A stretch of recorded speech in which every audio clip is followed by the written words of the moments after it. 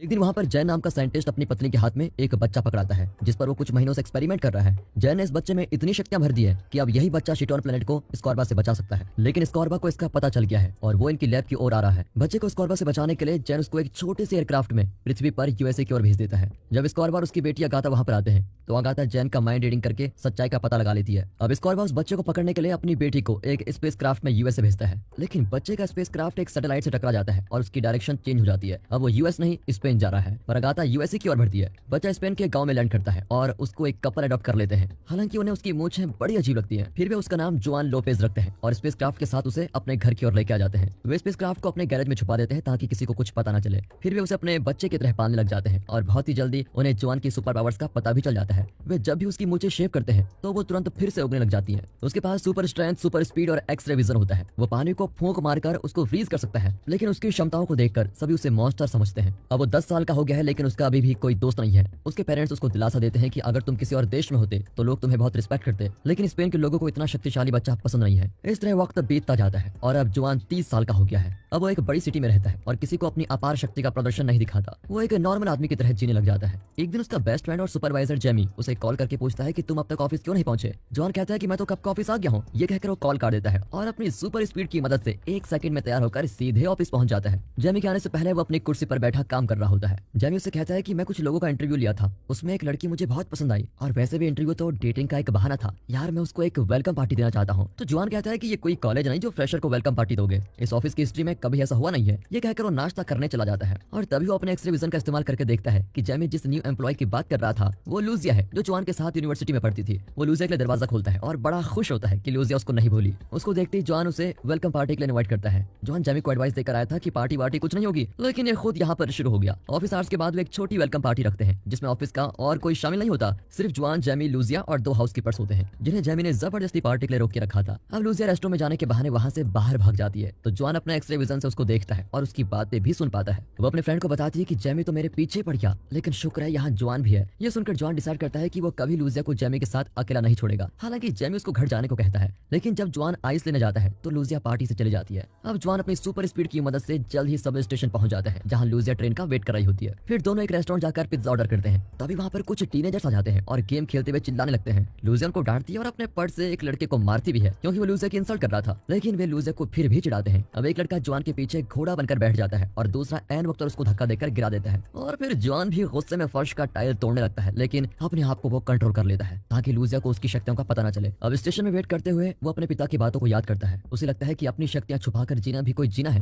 तभी अचानक एक सबवे ट्रेन उसके सामने से गुजरती है और साफ पता चल रहा है कि वो ड्राइवर के कंट्रोल में नहीं है। उसको जाते ही जोआन को चिप नाम की कंपनी का एक एड दिखता है जिसमें लिखा हुआ है कि आज अपनी काबिलियत को साबित करने का सबसे अच्छा दिन है। अब जोआन तुरंत ट्रैक पर कूदकर भागने लगता है। सुपर स्पीड की वजह से वो अगले स्टेशन पर जल्दी पहुंच जाता है और आती हुई ट्रेन को रोकने की पूरी कोशिश करता है, पर ट्रेन तो उसको खींच कर लेके जाती है। फिर भी वो अपनी सुपर स्पीड को यूज करके अगले स्टेशन पर पहुंच जाता है और इमरजेंसी फायर होस की मदद से ट्रेन को ब्लॉक करने की पूरी कोशिश करता है। और इस बार उसका आइडिया काम कर जाता है। ट्रेन रुक जाती है और क्रैश होने से बाल बाल बचती है। अब सभी जोआन को घूरते हैं कि ये है कौन। फिर जोआन अपनी पहचान छुपाने के लिए एक आदमी की कैप निकालकर पहन लेता है और वहां से चला जाता है। अगले दिन इस सुपर हीरो की खबर पूरी दुनिया में फैल जाती है। दूसरी ओर अगाथा बड़ी हो गई है और चिट कंपनी की सीईओ बन गई है। दरअसल चिट दुनिया की सबसे बड़ी इलेक्ट्रॉनिक कंपनी है। वो अभी भी जोआन को ढूंढ रही है। इस न्यूज की वजह से उसे पता चल गया है कि वो आदमी जोआन ही है जिसने ट्रेन को बचाया। अब वो अपने रोबोट क्लोन्स को लेकर स्पेन जाने का फैसला करती है। अगले दिन ऑफिस में भी सबवे के सुपर हीरो की चर्चा होती रहती है, पर लूजिया बड़ी परेशान है क्योंकि लाख समझाने के बाद भी जेमी उसे तंग कर रहा होता है। इतना नहीं, उसने लूजिया के लिए ढेर सारे ऑफिस कार्ड्स भी छुपा दिए हैं। अब लूजिया जोआन को एक कार्ड देती है।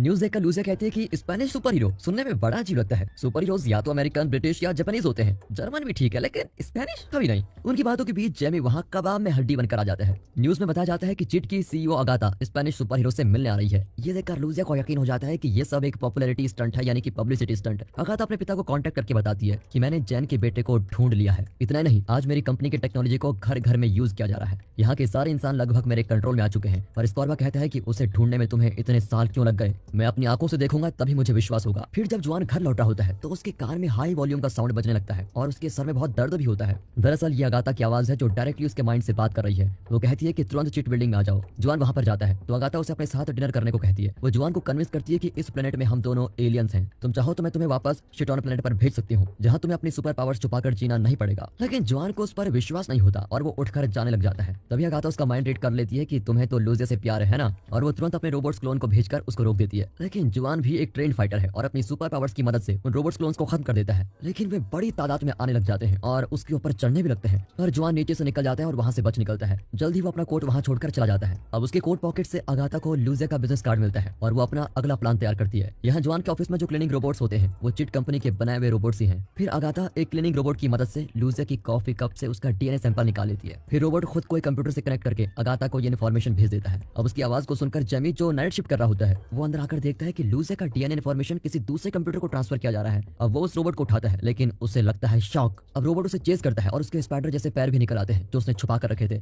जेमी घबराकर हाउसकीपर्स को बुलाता है और तीनों मिलकर रोबोट को लगातार पीटते हैं। आखिर वो पूरी तरह टूट जाता है, लेकिन तब तक लूजिया के डीएनए की पूरी इन्फॉर्मेशन ट्रांसफर हो जाती है। जेमी लूजिया को वार्न करना चाहता है, लेकिन वो फोन नहीं उठाती। यहाँ जवान भी लूजिया को ढूंढ रहा होता है क्योंकि उसने लूजिया के साथ डिनर करने का वादा किया था, लेकिन जा नहीं पाया। इतने में लूजिया रेस्टोरेंट से आ ही जाती है और उसने आज बहुत पी रखी है। जवान उससे माफी मांगता है, लेकिन वो जवान को अपने साथ रात बिताने को कहती है। जवान कहता है कि तुम अपने होश में नहीं हो और मैं तुम्हारी हालत का फायदा नहीं उठाना चाहता। अब वो उसे बुज़दिल कहती है, उसे गलत साबित करने के लिए। फिर जवान उसको किस कर देता है। यहाँ जेमी ये सीन देख लेता है और उसको बहुत बुरा लगता है। बेचारा लूजिया को वार्न करने के लिए रोबोट लेकर आया था और तभी वहाँ पर आगाथा आ जाती है और जेमी का माइंड रीड करती है। उसे पता चल गया है कि जेमी भी लूजिया से प्यार करता है, इसीलिए वो इस बात का फायदा उठाती है। वो जेमी को लालच देती है कि मैं लूजिया जैसी एक क्लोन बना सकती हूँ और अगर तुम मेरी मदद करोगे तो असली लूजिया तुम्हारी हो जाएगी। अगले दिन जवान अपने पेरेंट्स के घर पर जाता है और उनसे पूछता है कि असल में मैं हूँ कौन। पहले तो वे जवाब नहीं देना चाहते थे, लेकिन बाद में वे सच बता ही देते हैं कि हाँ तुम एक एलियन हो। फिर वे उसे स्पेसक्राफ्ट भी दिखाते हैं जिसके अंदर बैठकर वो पृथ्वी पर लैंड हुआ था। जवान एक बटन दबाता है तो जैन का होलोग्राम उसको सब कुछ एक्सप्लेन करता है। वो बताता है कि तुम्हें शिटोन वापस आकर हमारे प्लेनेट को स्कॉर्बा से बचाना है। जवान की माँ कहती है कि तुम एक सुपर हीरो हो और तुम्हें जाकर शिटोन को बचाना चाहिए। वो स्पेसक्राफ्ट से उसका कॉस्ट्यूम निकालती है और जवान के लिए एक सुपर हीरो ड्रेस भी बनाकर देती है। माँ ये लाल तौलिया मेरे पीछे क्यों लटक रहा है, मैं उड़ना तो जानता ही नहीं।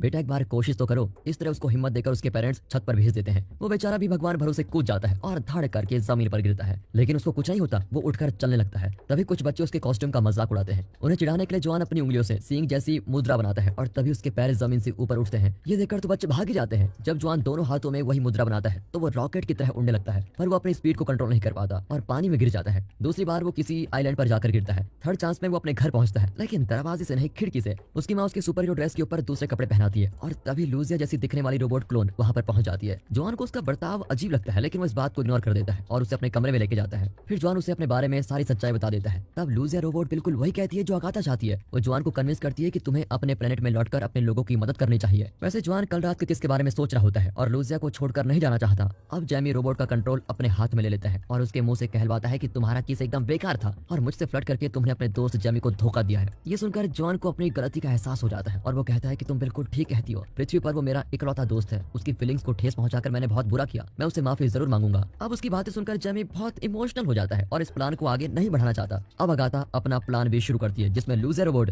जॉन को किस करने के बहाने उसको एक तगड़ा पंच मारती है। वो दीवार तोड़कर नीचे हॉल में जाकर गिरता है। अब जॉन बड़ी मुश्किल से अपना नॉर्मल कपड़े उतारकर सुपर हीरो के कॉस्ट्यूम में आ जाता है। फिर लूजिया रोबोट और जॉन की लड़ाई शुरू हो जाती है। लड़ाई के बीच जॉन की माँ लूजिया रोबोट को डिस्ट्रैक्ट करती है और मौका पाकर जॉन लूजिया रोबोट का सर ही उड़ा देता है। अगाथा का ये प्लान भी फ्लॉप हो चुका है। अब वो जेनी की मदद से असली लूजिया को यहाँ लाना चाहती है, लेकिन जेमी उसका साथ देने से इनकार कर देता है। उसका माइंड रीड करके अगाथा को पता चलता है कि उसने जॉन को वार्न कर दिया है। फिर वो जेमी को बंदी बना लेती है। जॉन लूजिया को कॉल करके पता लगाता है कि वो बार्सिलोना में है। फिर जॉन तुरंत उड़कर वहाँ पहुंच जाता है। वो लूजिया को सब कुछ सच बताता है, लेकिन वो जॉन पर विश्वास ही नहीं करती। अपनी बात को साबित करने के लिए वो पब्लिक में अपनी ड्रेस उतार देता है और सुपर हीरो ड्रेस में उड़ने की कोशिश करता है। पर तभी सुपर हीरो कॉस्ट्यूम में कुछ आदमी वहाँ कर उसको रोक लेते हैं और कहते हैं कि यहाँ काम करने के लिए तुम्हें हमारे बॉस से परमिशन लेनी पड़ेगी। इसी बीच चिट के लोग लूजिया को किडनैप करके लेके जाते हैं। जॉन उसकी मदद के लिए भागता है, लेकिन नकली सुपर हीरोज उसका रास्ता रोक देते हैं। तभी अगाथा फिर एक और बार उसके दिमाग में बोलने लगती है कि अब लूजिया मेरे कब्जे में है और तुम जानते हो कि तुम्हें कहाँ आना है। जॉन उन आदमियों से लड़ने की पूरी कोशिश करता है, लेकिन इसी बीच वे आपस में लड़ने लगते हैं। मौका पाकर जॉन वहाँ से उड़न छू जाता है। फिर वो सीधे चिट ऑफिस में पहुंचता है, जहाँ लूजिया और जेमी को बांध कर रखा गया है। दोनों जॉन को खबरदार करते हैं कि एलिवेटर से बाहर मत निकलो, ये अगाथा का ट्रैप है। लेकिन जॉन अपने दोस्तों को बचाने के लिए निकल जाता है। तभी बड़े स्पीकर से बहुत हाई पिच में आवाजें आती है और जॉन के कान में तेज दर्द होने लग जाता है।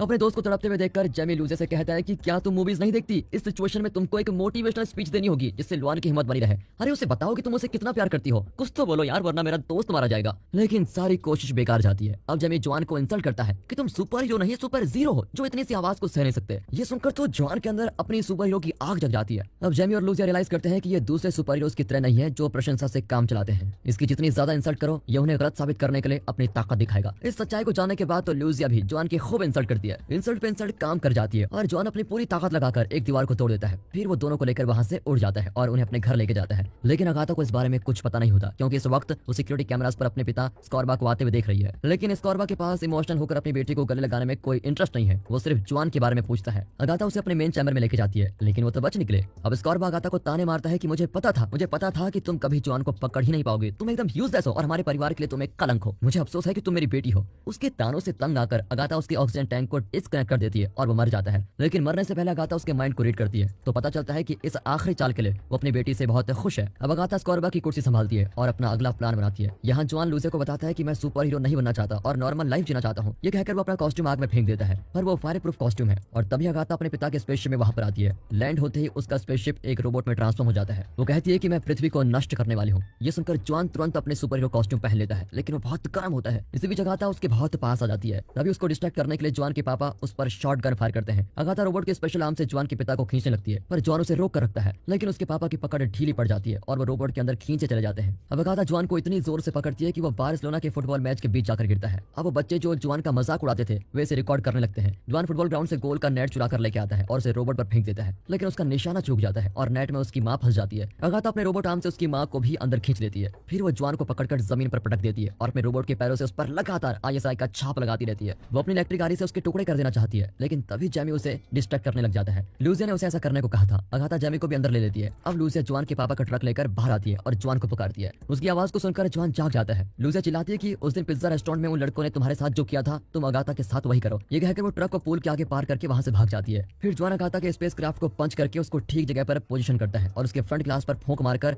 बर्फ जमा कर देता है। फिर वो उसको धक्का देता है और रोबोट ट्रक से टकराकर पूल में गिर जाता है। इस तरह स्पेस क्राफ्ट डैमेज हो जाता है। जॉन के पेरेंट्स और जेमी पूल से बाहर निकलते हैं, लेकिन सब बिल्कुल ठीक होते हैं। अगाथा भी पानी से बाहर निकलती है। जॉन की माँ उससे विनती करती है कि तुम जाकर अपने प्लेनेट को बचाओ। मेरा आशीर्वाद हमेशा तुम्हारे साथ है बेटा। बेटा एक माँ की ममता। अरे सुनो माँ, ज्यादा डायलॉग मत झाड़ो प्लीज। ना तुम निरूपा रॉय हो और ना ही अमिताभ बच्चन। मैंने सब कुछ प्लान कर लिया है, तुम अपनी ममता अपने पास रखो। कई दिन बाद अगाथा अपने पिता के स्पेसशिप में शिटॉन पहुंच जाती है और उसके साथ होता है वो नकली सुपर हीरो जो पार्क में काम किया करता था। अगाथा सबको बताती है कि यही जॉन है और आज से ये इस प्लेनेट का लीडर है। पृथ्वी पर जॉन अब एक सर्टिफाइड सुपर हीरो है, लेकिन पब्लिक और मीडिया उसे ज्यादा पसंद नहीं करती। वो और लूसिया डेटिंग करने लगे हैं, लेकिन जॉन सुपर हीरो की ड्यूटी पूरी कोशिश करके निभाता है और हमेशा डेट के लिए लेट पहुंचता है और लूसिया की डांट खाता है। एक वेटर उन्हें बताता है कि किसी ने आपका बिल पे कर दिया और तभी एक आदमी जॉन को पुकारता है और कहता है कि मैं तुम्हारा एहसान कभी नहीं भूलूंगा। ये कहकर वो गायब हो जाता है और अपने पीछे एक चुस्नी छोड़ देता है। और इसी के साथ ये मूवी यहाँ